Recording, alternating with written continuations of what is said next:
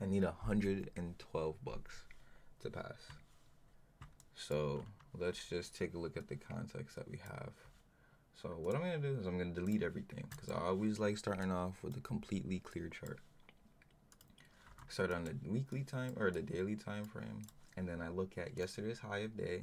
Those are always the first two levels that I draw. So yesterday's high of day right here, and then I draw yesterday's low of day. And then I have my labels as the template right here. YLOD, YHOD. And then I draw today's low of day. So that's today's session. That's the low of day. And then this is the current high of day. I always draw those levels. Those are all key levels of liquidity. That's 4 levels that I always draw consistently. So now we have context on what the market is doing, where it's at. So we can see that we are still having an inside day compared to yesterday. We didn't break out of yesterday's range. So right now we can assume that things are going to kind of be choppy until we break out of yesterday's range of price action. And we'll be able to figure out where we're going to draw depending on which side we actually get above or get below, or even if we stay in between this range, we'll know. You know what I'm saying? So now we have that. Now I start looking for zones. So we have this zone right here. This right here is also, I believe that's all-time high, but we'll just mark that as let's put that as regular liquidity. And then we have this zone here on the 2 hour that I'm gonna put. So we got this 2 hour zone, mark that with the 2 hour rally basing period drop. So it's a 2 hour. I'm not gonna put the box right now. And then you can see we have these two highs right here. So we got this high that we dropped. So I'm gonna mark that as liquidity because it is liquidity. And then we have this basing period right here. This consolidation, rally, drop all the way down.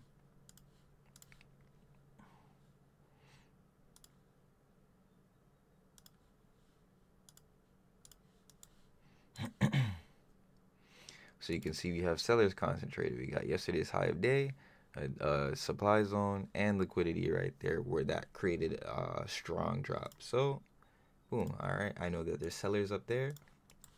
I know that I'm drawing these zones and I'm seeing that sellers are in control of the market as of right now. Right. So we got this right here. We tested that zone, created a high a day, and then we dropped a little bit. So I know that this 2 hour zone is present right here again. So I'm going to draw that. And that's also a very strong drop once again. So it's valid to me to actually put. And that's the thing when you're drawing zones, you always want to have strong reactions. You want to have strong moves. You don't want to just see a basing period in a little zone or a little move and then put it. It just won't make sense. So boom, look at this. Like this is super strong right here, this 1 hour. And I actually like this 1 hour zone more than I like having the 2 hour. But because it's such a strong drop, I'm gonna just include everything because I'm aware that there's sellers present in theory in that entire area. Not seeing too much besides that, but we got this 30-minute right here as well. It's already in that 2 hour supply, but I just like being aware again, so I'm gonna mark it. You don't need to. And sometimes having all the different boxes can be overwhelming. So I'll just mark that I just put the line there. So I'll just like aware of it. And I'm like, all right, boom. So I know that the supply is there when I actually go look at the chart. So I can just like say delete this and it'll keep the chart a little cleaner for me. You don't have to do that, but that's just what I like to do so I don't have my chart looking all cluttered and shit. So I know, all right, we rejected at high a day, right? We formed a high a day here at the supply. So if we come back up, we potentially sweep this our high a day and then we fail. I know that there's a concentration of sellers in this area of supply. So I can look for a rejection again and I could target the next low, next liquidity or whatever, you know. So that's how I see it. And look right here. So we have the low a day and then we have this liquidity right here, which is, so that's something I'm also going to mark. And then we have liquidity here because you can see we put in a low and then we rallied and it hasn't been swept yet. So I'm not gonna put the super long one. Sometimes I just, try to have my charts look like art. I want my charts to look pretty. So boom, we're just gonna put that one there, and then I see this 30-minute basing period. This is a drop, basing, rally, and then we rallied all the way up to this supply up here. So what am I gonna do? I'm gonna draw that zone because that looks like a good zone to me. That's a strong rally. It left a gap, and it was an engulfing candle. It was a good rally. So I'm gonna mark that. That's my 30-minute zone. Change the color to green because it's a demand zone. Let's go down to the 15. There's a 15-minute zone right here, right next to the low of day. And you can see the low of day is also a strong area liquidity. And you can see that it also coincides with a previous zone back there. So there's a strong concentration of buyers here, in my opinion, right? So if you look at that, this zone was never invalid. But most important thing is to always just draw the freshest zone that you see. I try not to draw zones that have already been used unless it has liquidity there again, because it's always going to be the freshest zones, in my opinion, that work. But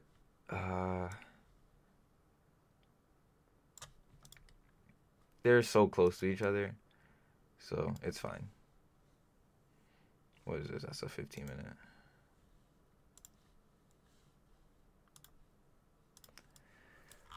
All right, so we got them zones there. And remember, this is also a low right here, so this is also liquidity that you want to be aware of, because say we come down to this zone and then this zone doesn't actually work out. Let me show you an example. Where is the pen tool? Brush. So let's say we come down, right? And then we come here, we're selling in the zone, and then we come to right here, and then we start reacting. There's going to be plenty of times where we'll tap the very, very bottom of the supply zone or demand zone, sweep the liquidity that's right next to that same zone, and then rally, right? But the other way that I want to mention is sometimes none of these zones actually have a reaction, but this is still liquidity being swept, and then we might come down to this zone and then rally. You know what I'm saying? So all we're doing is identifying where buyers can potentially be, where sellers can potentially be. And that's why I always preach using volume and price action to identify if price is actually reacting the way you want it to, so you can see if it actually makes sense to take a long, take a short, and take the best trade that you possibly can. And you can see that even after reacting off of this 2 hour, we have little tiny 15-minute zones here as well. Like, for example, this is liquidity right here, right? Because that created a push down, created a low, and then created a high, and then we're dropped again. So this is liquidity. So I'm going to mark that, right? That's liquidity there. And then we had this little 15-minute imbalance right here.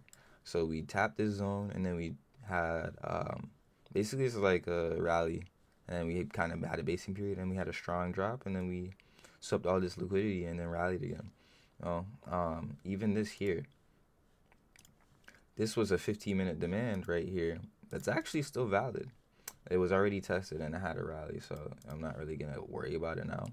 But for example, this was liquidity that was swept right here, because we formed that low, rallied, swept this one as well, and we tapped it and we bounced, and we had a solid trade come off of that. And then we came up to this high right here. I'm probably like it doesn't really say, but it's the 1 minute high right here. Tapped that high and then dropped again after sweeping all of this. So, that's another valid trade that could have happened if you were watching it, but I don't trade that early. So this is a 15-minute zone right here. That's fresh, right below the high of day. So that's something I can mark as well, right there. Boom. Because that is a fresh zone.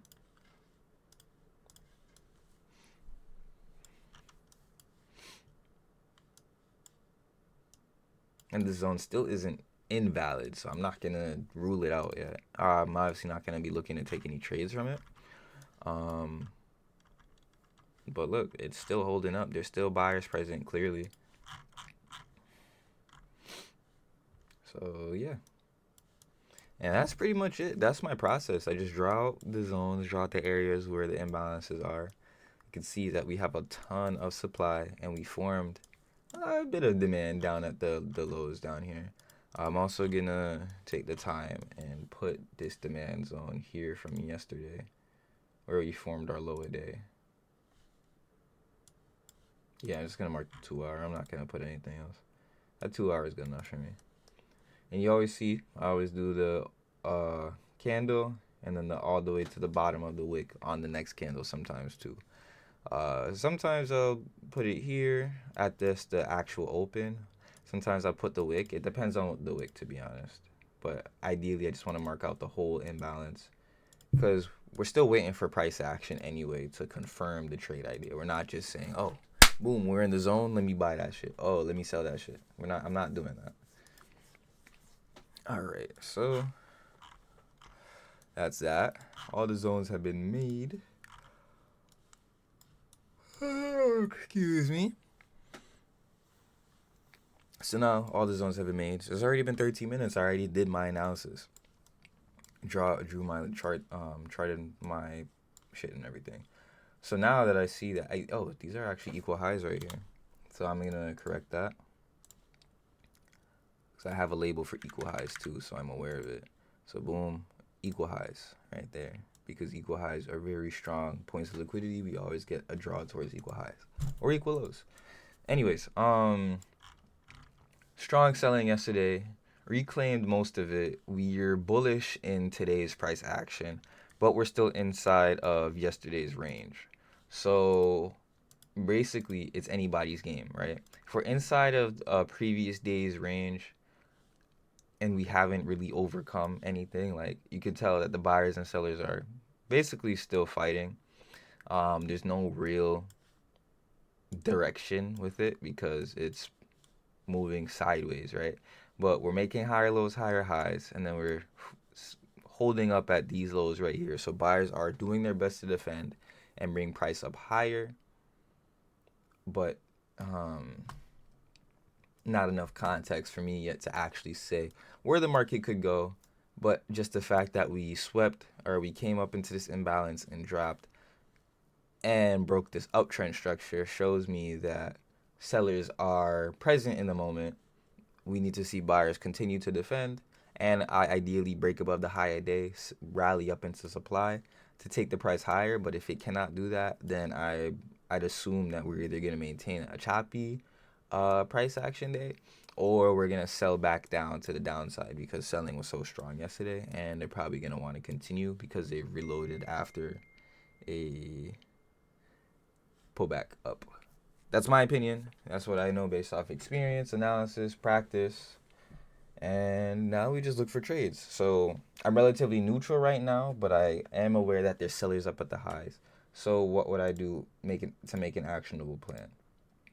I might say, hey, we got this supply up here. We got fresh liquidity that hasn't been swept. Come up here and I see signs of rejection. I'll take a trade, right? I'm not too interested in taking longs at this demand because it's already been tested and you can see we're not even reacting at it that well. But let's say we come down to this demand here after sweeping liquidity at 23,209. I'll look for longs there. And then I'll look for a final defense for longs perhaps at 23,179 / lower day. If that happens, okay, perfect.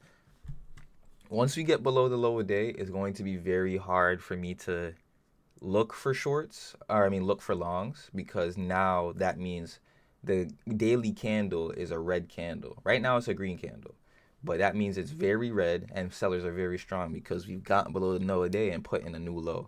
So then the next area that I'd look for us to test is this liquidity here and then ultimately the yesterday's lower day.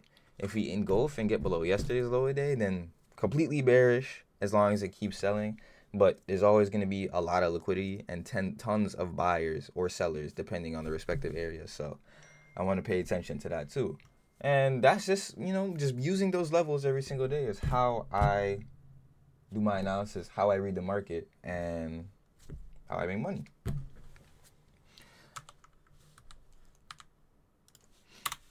So that's it. Now, we're kind of rallying. I need $100, so I'm gonna look for a quick scalp. So I'm gonna have Top Step X open. You can see I'm so close to fucking passing. So close. Let's go to Top Step X. Let's change my risk settings so I can get like $200.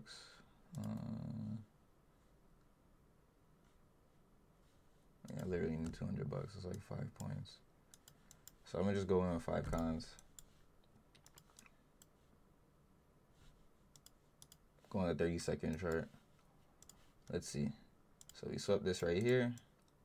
Doing 1 minute analysis. So we swept that high right there. Wrote this down here. Alright, boom. Order filled. Imagine I lose. Order filled. Boom. I passed. Okay, we're done. You see, just using liquidity concepts, I knew that we were gonna come here. Like, time is all fractal, right? These concepts are all fractal, meaning that they work on any single time frame. This was not supply and demand, no, but it was such a low risk trade, and I already had a bearish bias. And then we swept that little 1 minute high. I'm like, okay, we're probably gonna come down to this next 1 minute low, rinse and repeat. It was a negative RR trade, but again, I passed the account. I'm good, happy. I'm done trading for the day, probably for the week, because this is my first week back after vacation. I just wanted to get back into the groove of things, and I'm feeling good. I want to end the week strong, and then I think I'm just gonna focus on back testing, just to get the muscle memory, maybe paper trading, and what else? What else am I gonna do? Oh, I want to experiment with bottom ticking, because I've been doing research. I've been looking at other people's trades, other people's setups. A lot of times they take the same entries as me. They just bottom tick it. They'll enter on the same candle. I'll be like 20 points later than them, just because they set a limit order right at the fucking liquidity. So I'm going to do some research. I want to see that, because that would drastically increase my risk to reward ratio. I don't really think it's going to have any impact on my win rate, but risk to reward is everything. And if I can figure out a way to improve that, then that's what I'm going to do. And then obviously everybody wants a bottom tick. If I can figure out how to teach that, that's also going to be very important for growing my business and growing JTU, and teaching everybody for free, because most people are gatekeeping that and charging. Like I said, my mission is to teach 10,000 people how to trade for free and document the process of me making 100K and becoming a live trader with Top Step. So I'm going to do some research. I'm going to put in some work so you guys have it easy. Anyways, that's the video, 20 minutes long. Have any questions, comment, hop into Discord, watch my courses, hit me up. I got you. Thank you for watching.